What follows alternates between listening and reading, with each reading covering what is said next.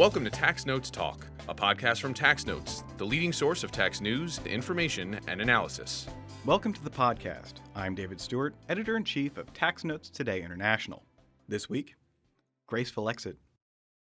Grace Perez-Navarro has been a mainstay of the tax community for 3 decades, working first at the IRS Office of the Chief Counsel, and later at the OECD Centre for Tax Policy and Administration. She has worked under 2 separate CPTA directors, and most recently took over for Pascal Saint-Amans after his departure. But now, Grace is set to move on. As her retirement approaches, Tax Notes chief correspondent Stephanie Sung caught up with her to discuss her plans for the future, as well as her time in the trenches of tax policy. Stephanie, welcome back to the podcast. Thanks for having me. So could you tell us a bit about what you talked about with Grace? Well, we talked a little bit about her career trajectory, how she started out in Houston, Texas, ended up in Paris, France, and, the effect her work has had on international tax policy, the future of the OECD as a standard-setting body. We talked about her accomplishments and what she's most proud of, what she wishes she could have worked on, during her tenure at the OECD. We just want to get a sense of, her final departing thoughts of her career, about her career at the OECD. She's been, I've been covering her since 2011, 2012, so it's been a long time. So it was a really nice conversation. It's always great to see Grace. She's always been a very good source, and wish her all the best in her future endeavors. All right, let's go to that interview. All right. Well, thank you so much, Grace, for coming by our studio in the Tax Analyst Building. It's an honor to have you here, especially since you're super busy these days. So thank you for coming. My pleasure. It's my first time here. Maybe my first time in Falls Church. Oh, wow. Well, hopefully not your last, but you're always welcome back. So I just wanted to, catch you before you leave the OECD, which is really the end of an era. I've been covering you since basically when I started, so in 2011, so a very long time. So we'll be sad to see you go. But we wanted to ask you a few questions, before you leave and get your thoughts on, where, how your career has taken off, where you're going, what are you doing next, what can we expect from the OECD in the years you're not there, which is really sad. So let me just start by asking, your journey to become the head of the CTPA. Started in Houston, Texas. You were at the IRS's Chief Counsel Office in the 1990s. And you're working on international tax issues like negotiating tax treaties and information exchange agreements. Tell us more about your career trajectory. Did you ever expect to find yourself where you are now? No, I'm not sure. I guess it depends how far back you go. I'm not sure I would have expected to have become a tax lawyer.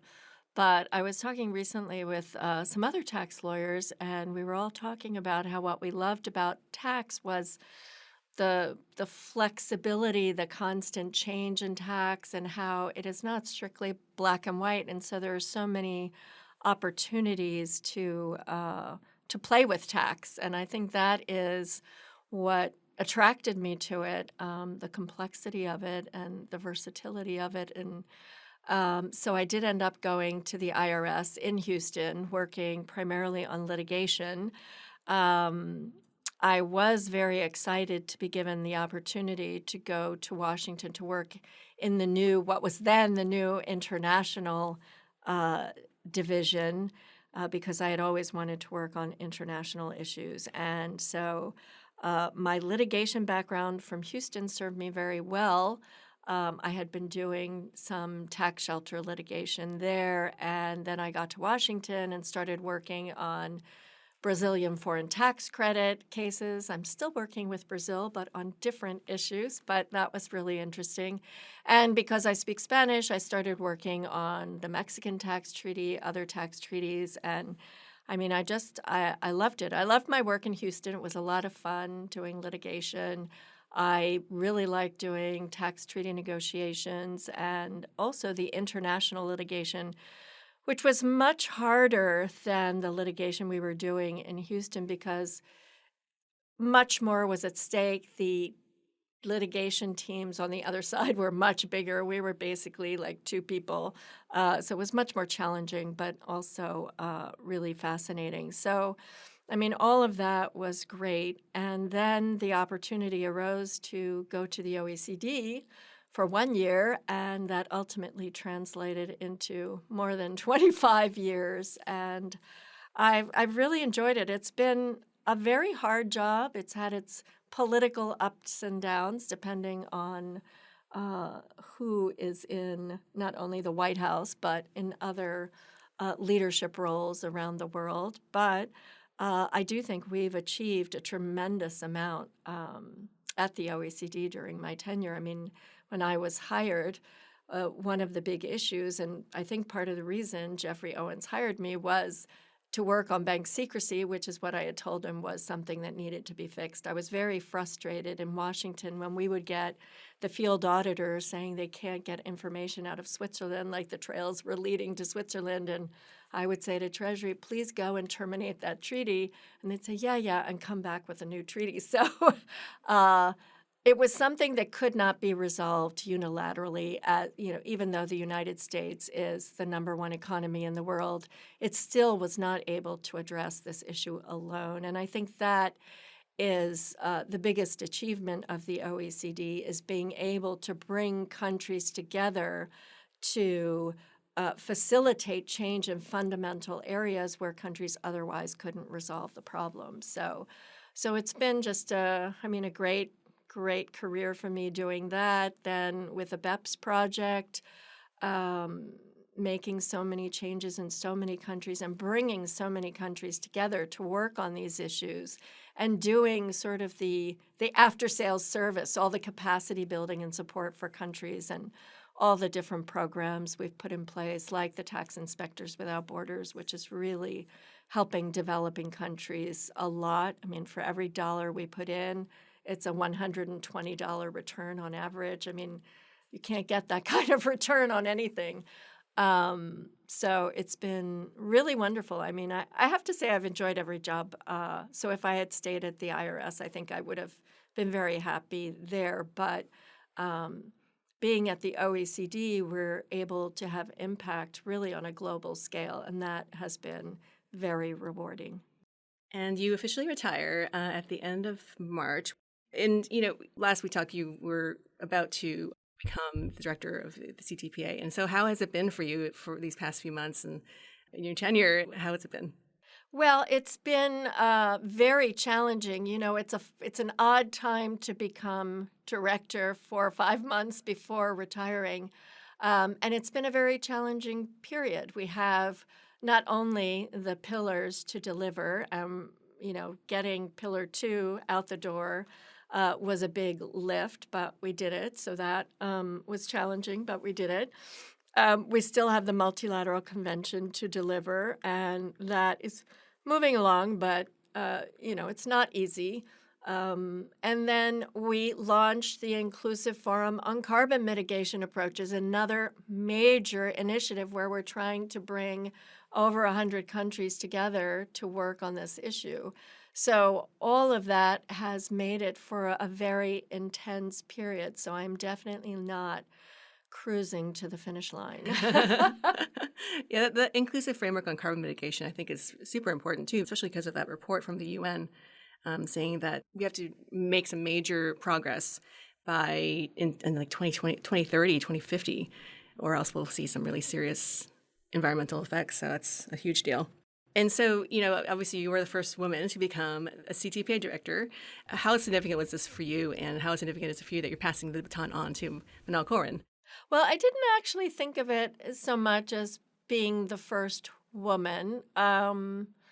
So that didn't really influence me a whole lot. I am very happy I'm passing it on to another woman. I guess it didn't matter so much for me because it was a limited tenure, but I am happy to see that we will have a woman at the head of CTP, and also such a capable woman. So I'm really happy about that. We do have very few women at the top of CTP. We only have Zaida Manata, who's the head of the Global Forum, and we have now Sandra Kneppen acting as the head of one of the divisions, but we need to do better. And so I'm glad that at least at the very top, we have a woman. I have been struck over the last few months how many young women have come to me and said, you don't know how much it's meant to me to have you there as a role model. And, I think for women in leadership roles, we often don't realize just by being there at a senior position, we give younger women hope and inspiration to aim high. Support for this podcast is provided by the 5th Annual UCI Law Tax Symposium, Taxation of Crypto Assets. Join us for a full-day virtual symposium that will be held on Monday, April 17th. This event will address current developments in the taxation of crypto assets in the United States and abroad. James Lee, Chief of IRS Criminal Investigation, will deliver the keynote. This event is approved for continuing legal education credit by the State Bar of California. Registration is free.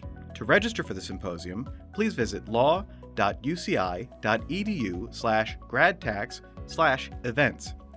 That's law.uci.edu/gradtax/events. Speaking of strong women and awesome women, I want to give a shout out to my colleague, Nana Amasarfo, who wrote a really great piece on you when you first became CTPA director. You said during that profile that your priority was finalizing Pillar 1 and Pillar 2, and you mentioned this a little briefly earlier. Is there anything you can tell us at this stage? Do you feel like that goal has been fulfilled? And, can you update us with anything new? Yes. Well, I can say a few things. One, on Pillar 2, I think we're all very satisfied at CTP that we have delivered the global minimum tax. Obviously, there is more guidance that will be coming out. We're really ramping up our capacity building because so many countries, especially developing countries, want to implement the minimum tax, and we want to make sure they are able to do it and to do it in a consistent manner so that later on when we do peer reviews, we don't have to go back and have them do more legislation. So that has been a tremendous success. If you think about when I first started at the OECD, I arrived in the middle of 1997, and the harmful tax competition project was underway and being finalized. And back then, you could not have talked about establishing a global minimum tax. As much as countries were concerned about tax competition, they weren't able to agree then. They didn't even talk about a minimum tax. One was talking about, just zero tax in itself should be considered a harmful tax practice. But obviously, with only one country supporting that view, that did not win the day. And now we do have a minimum tax that is putting a floor on tax competition to help all countries protect their tax bases. So I think that is a major achievement. We are making good progress on the other part of Pillar 2, the subject to tax rule, which, in the grander scheme of things is not huge, except it is very important for developing countries that may have negotiated treaties that did not end up being so favorable to them. And so this is a way to help developing countries protect their tax base. So that we hope to finalize soon. Then on Pillar 1, we have the Multilateral Convention. We have been making progress. You have seen all the different public consultation documents we've put out. We're, heading towards the finish line. We're supposed to finalize it by the middle of the year. We are making progress. There are still some tough issues to resolve, but I think there is a real determination and goodwill in the inclusive framework to try to get there. On Amount B, which people often forget about, the simplification of transfer pricing, we are finally making really good progress on that. And I think if we nail that, that will be a major, major achievement, not only for tax administrations that are challenged in administering the transfer pricing rules, which, as you know, it's facts and circumstances, and so you have to look at this with every case. And for developing countries, they often don't have comparables, and they have limited resources, so it's a real challenge. So if we can take a big chunk of these fairly routine cases off the table with simplification, that will be a benefit for all, and business is very supportive. So I think it's a win-win, and it looks like we'll be able to get there. So I would say, it's a shame it's not all done. I would have liked that, and we're not there yet. But I think we're getting close, and I think the question will be, can we nail down these difficult issues? Are countries willing to make compromises? So, launching off that a little bit, how do you think the role of the OECD will evolve as a tax standard setter for international tax in the future, after you've left? Well, I think it's already evolved quite a bit, and so I think it will just continue along the same path, which is to work with a wider group of countries to develop standards. And then the other important part that we added was the capacity building and support afterwards. So if you go back to when I first arrived at the OECD, we would just set standards. And while we did do some consultation of other countries, basically the standards were being set by OECD countries. And then everyone was pretty much left to their own devices to implement. And so even if you had a beautiful standard, it might get implemented in different ways. And we see that happening. And business always complains about that, we have set a standard, but then countries aren't applying it consistently. And so we've done, I think, a good job over the years of not only supporting countries in implementation, but also the peer review process, I think, is really important to make sure there is consistency and no sort of slipping backwards and not implementing the standards in the appropriate way. So I think we will just continue on that path. I mean, you can already see, like in the Inclusive Forum on Carbon Mitigation, there we're not even trying to set standards. What we're trying to do is gather data from all the countries about what pricing and non-pricing measures they're taking, and then mapping those to the emissions they're trying to target in the different sectors, and having a dialogue, allowing countries to talk about what works well, what doesn't, what could help them. Because as you said, the goals that each country has set for itself will not be met with the measures that they're currently taking. So more needs to be done. And the question is, what more can be done, both from a political perspective, which carbon taxes are just not something that many countries can implement. And so what other alternatives can be used to do that? And I think this data dialogue, and in this case, ultimately leading to decarbonization, my 3Ds, is a good model going forward. But I think what we have done already in terms of evolving in how we carry out our work is we're just putting much, much more emphasis on facilitating implementation and ensuring that it's consistent. And how do you think the role of the OECD's CTPA director will change after you depart?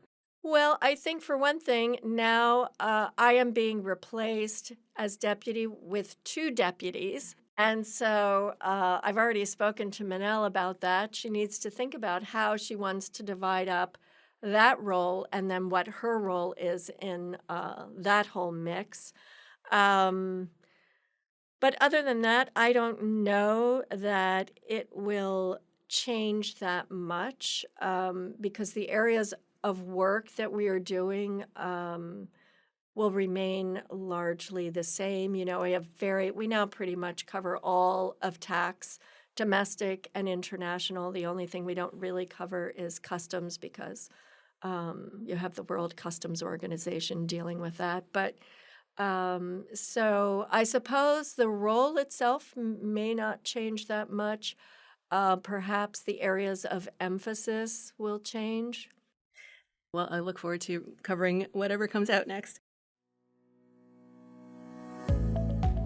Support for this podcast is provided by Practicing Law Institute. Check out Practicing Law Institute's tax planning program taking place this spring. This popular 3-day event brings together esteemed faculty for an insightful review of the legislative, regulatory, and judicial developments in Subchapter K, and important partnership transactions, controversies, and trends. For more details and to register, visit pli.edu/taxplanning23. That's pli.edu/taxplanning23. So, what are you most proud of during your time at the OECD? Well, I do think the elimination of bank secrecy was a major achievement. And as I said, I really think that that could not have been done without a global effort and without the political support that we had from the G20. This is something I started working on when I first arrived, was working on bank secrecy. And we put out a report, which you probably have never seen, called Improving Access to Bank Information for Tax Purposes. It was so controversial then that we couldn't call it the Bank Secrecy Report. And some of our secretive countries insisted we make it this very factual title.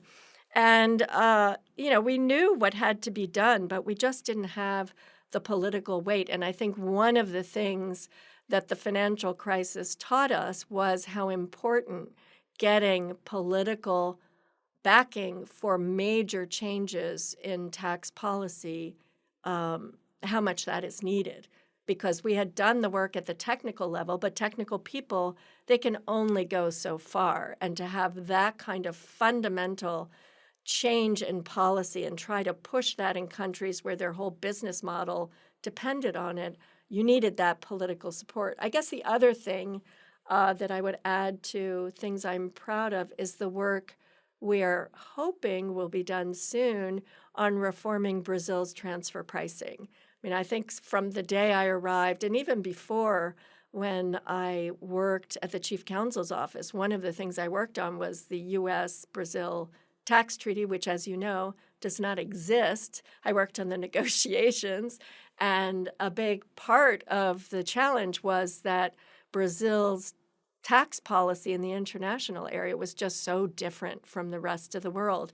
And so having spent the last 5 years working with Brazil to help them move to the OECD standard, not for the sake of moving, but because they see now that they are losing revenue with their current system, that a lot of multinationals are not paying tax in Brazil for value that has been created in Brazil. I think it will be a major achievement to have taken a country from such a different position to the international standard. Yeah, that would be huge. Yeah. I'm looking forward to seeing that too. So what do you think you could have done better? What do you wish you could have accomplished you didn't get to? Well, I guess on the substantive side, one of the things that I really wish we had been able to spend more time on is looking at the intersection of tax, trade, and investment policies and bringing all those things together. Because I do think, and we're seeing it now more than ever with the minimum tax and what that is doing to tax incentives and what that might mean for the subsidy space, I really think it would have been nice to work on that. But we just had so many big other projects. It was hard You're a little to busy. fit that in. But I do think that is an area that is definitely worth exploring. On the sort of broader areas of CTP, not substantive, but I wish I would have been able to spend more time developing staff and really helping them reach their full potential. I did do, I think, quite a bit of that, but it's really important in an international organization where you have people coming from different cultures, different work cultures, different languages, different tax systems. And so I think more support is needed than in the ordinary workplace. But despite those things, I think we have been able to accomplish a tremendous amount.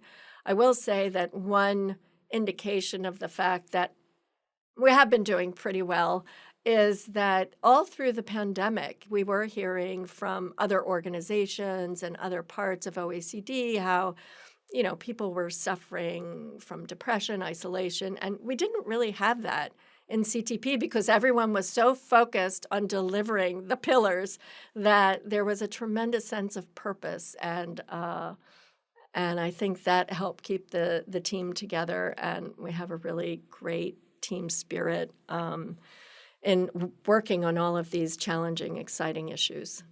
I guess that might answer my next question then. Like, what will you miss most about the job?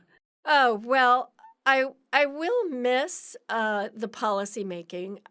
It is challenging, and there have been many challenging moments over the last 25 years, but I do miss that.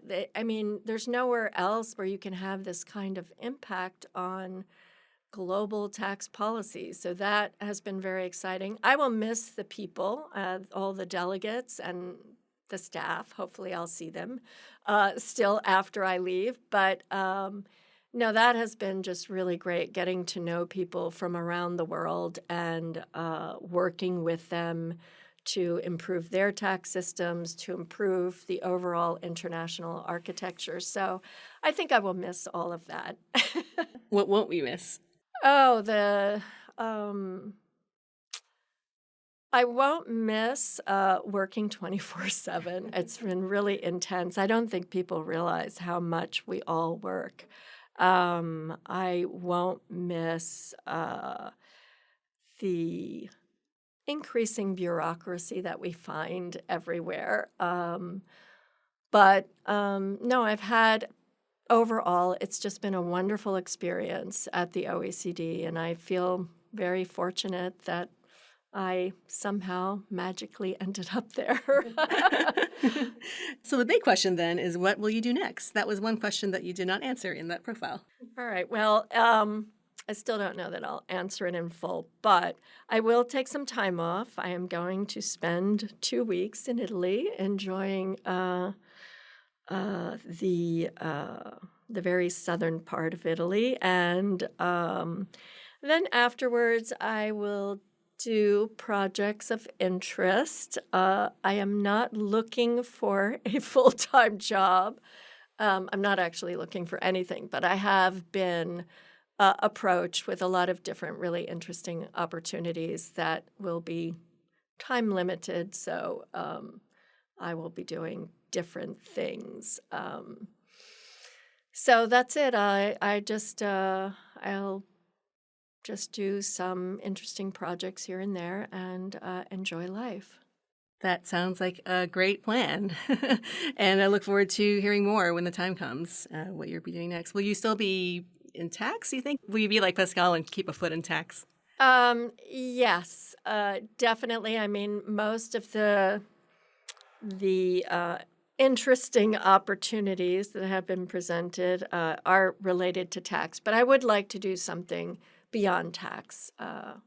So you'll have to stay tuned for that one. Okay, well, thanks so much again. And I want to do something really fun, if you don't mind. Okay. Do you know the Inside the Actor Studio, that TV show with James Litton? He's like the director of the New York University's Tisch School of the Arts, and so he'd interview celebrities and like ask them a Proust questionnaire. Okay. Really short, really fun. Okay, so what is your favorite word? Favorite word? Oh, yes? What is your least favorite word? No. What turns you on? Fun in the sun with friends. What turns you off? Arrogant people. What sound or noise do you love? Oh, the sound of the ocean. What sound of noise do you hate? Complaining. What profession other than your own would you like to attempt? Realistically, or in my fantasy world, architect. What profession would you not like to do? Well, I guess pick up the trash, given the situation in Paris. Is there a strike? A massive strike, Oh. trash piling up everywhere. Oof, okay. If heaven exists, what would you like to hear God say when you arrive at the pearly gates? Oh, so glad you finally made it. Well, we are very glad you finally made it here to the office. So thank you so much for sitting with me and answering all my questions. And we'll truly miss you when you're gone. But we will stay in touch, and we are looking forward to seeing what you're doing next. Thanks so much, Stephanie. And now, coming attractions. Each week we highlight new and interesting commentary in our magazines. Joining me now is Executive Editor for Commentary, Jasper Smith. Jasper, what will you have for us? Thanks, Dave. In Tax Notes Federal, William Pauls examines the background and operation of the life, non-life consolidated return regulations. Brian Reed examines some of the most pressing concerns regarding the broad funding rule introduced by Notice 2023-2. In Tax Notes State, Richard Cram compares Pennsylvania's questionable due process violation determination in Online Merchants Guild with the Washington Board of Tax Appeals' well-supported finding that Amazon sellers had nexus where their inventory was stored and shipped to purchasers. Darian Chansky evaluates the California Office of Tax Appeals on its 5th anniversary. In Tax Notes International, Mindy Hertzfeld explores how Manal Corwin, incoming director of the OECD Centre for Tax Policy and Administration, can draw upon her experiences to take the organization on a different path from the one paved by former director Pascal Saint-Amans. 5 practitioners with PwC examine how tax credits would be treated under the OECD's Pillar 2 proposal.